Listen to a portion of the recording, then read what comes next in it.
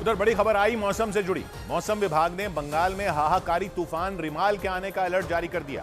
अनुमान लगाया गया कि यह तूफान 25 से 27 मई के बीच बंगाल में दस्तक दे सकता है। इसकी वजह से कोलकाता समेत बंगाल के कई हिस्सों में जबरदस्त बारिश हो सकती है। मौसम विभाग ने इसी वजह से बंगाल में बारिश का ऑरेंज अलर्ट जारी कर दिया और लोगों को सावधान किया, क्योंकि ऑरेंज अलर्ट का मतलब है कि प्रशासन और जनता दोनों को सावधान रहना होगा, क्योंकि बंगाल में तूफान की वजह से बर्बादी हो सकती है। कोलकाता में तो सबसे ज्यादा खतरा है, क्योंकि बंगाल की खाड़ी से उठने वाले तूफान की वजह से कोलकाता और आसपास के इलाकों में तेज हवाएं चल सकती हैं। इतनी तेज हवाएं कि सब कुछ उड़ जाए, और इसीलिए मौसम विभाग ने ऑरेंज अलर्ट जारी कर दिया। और बंगाल में मछुआरों को 27 मई तक समंदर में न जाने की सलाह दी गई। मौसम विभाग के मुताबिक हाहाकारी तूफान रिमाल की वजह से बंगाल के समुद्री इलाकों में 102 किलोमीटर प्रति घंटा की रफ्तार से हवाएं चल सकती हैं और तेज हवाओं के साथ खूब बारिश भी हो सकती है। और इसीलिए लोगों को निर्देश दिए गए कि वो 25 से 27 मई के बीच समंदर के आसपास वाले इलाकों में जाने से बचें, क्योंकि ये तूफान इतना ताकतवर हो सकता है कि केवल बंगाल में ही नहीं बल्कि उसके आसपास के इलाकों में भी मौसम बिगड़ सकता है। और चक्रवाती तूफान रिमाल की वजह से ओडिशा, मिजोरम, त्रिपुरा और मणिपुर के कुछ हिस्सों में तबाही वाली बारिश हो सकती है। मौसम विभाग ने बताया कि बंगाल की खाड़ी से उठने वाला ये तूफान अगले 2 से 3 दिनों में पश्चिम बंगाल और बांग्लादेश के जलपाईगुड़ी में आए तूफान की वजह से हुई थी, क्योंकि उस तूफान में कई लोगों की मौत तक हो गई थी। और एक बार फिर बंगाल पर तूफानी आफत मंडराई, यानी बंगाल में छठे चरण के मतदान की तैयारियों के बीच मौसम कहर ढाने के लिए तैयार हो गया, क्योंकि मौसम विभाग के मुताबिक समुद्र की सतह के गर्म होने की वजह से तूफान तेजी से अपनी गति बढ़ा रहा है और लंबे समय तक इसकी ताकत कम नहीं हो रही।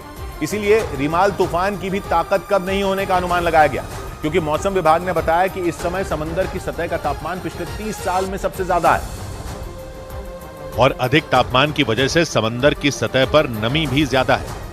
मौसम विभाग के मुताबिक समंदर में ऐसे हालात चक्रवाती तूफान के लिए सबसे अनुकूल होते हैं और बंगाल की खाड़ी में तो सतह का तापमान फिलहाल 30 डिग्री सेल्सियस है। इसकी वजह से वहां एक दबाव का क्षेत्र बनेगा जो 25 मई की सुबह तक चक्रवाती तूफान में बदल सकता है और 26 से 27 मई तक इस तूफान की रफ्तार बढ़ सकती है और इसके बाद 102 किलोमीटर प्रति घंटा की रफ्तार से हवाएं चल सकती हैं। इन हवाओं के साथ ही जबरदस्त बारिश का भी अनुमान लगाया गया, जो बांग्लादेश और पश्चिम बंगाल के एक बड़े हिस्से पर असर डाल सकता है और सबसे ज्यादा असर सुंदरबन डेल्टा के आसपास के इलाकों पर पड़ सकता है।